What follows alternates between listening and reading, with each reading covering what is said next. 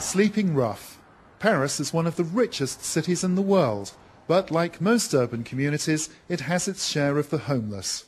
For whatever reasons, social, economic, psychiatric, and, it has to be said, alcoholism, some people find themselves living on the streets. This man says he's been camping under this railway bridge on one of the main roads into the city centre for almost a year. He preferred not to give his name. 3 times a week I have to go to the hospital for treatment. It's impossible for me to earn money. Not with my arm like this. He gets by on handouts, and if it's really too cold, the police will remove him for his own good and place him in a shelter. This is the extreme end of what it's like to be without a fixed roof.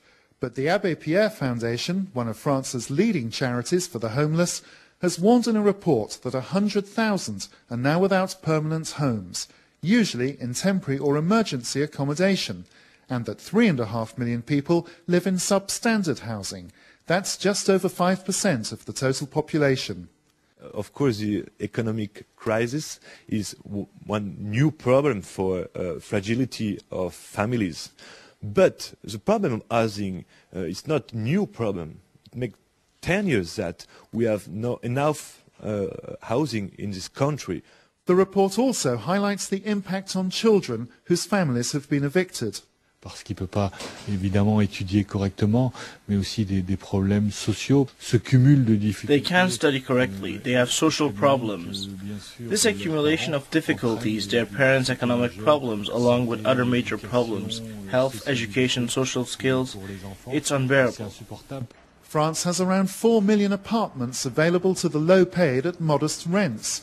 Abbé Pierre believes another 1 million of these homes are needed. The charity also wants run-down accommodation brought up to acceptable building and living standards. This report also makes clear that housing is a long-term commitment, and that if society in general doesn't invest enough, there are long-term adverse social consequences. Marc Vautier, PressTV, Paris.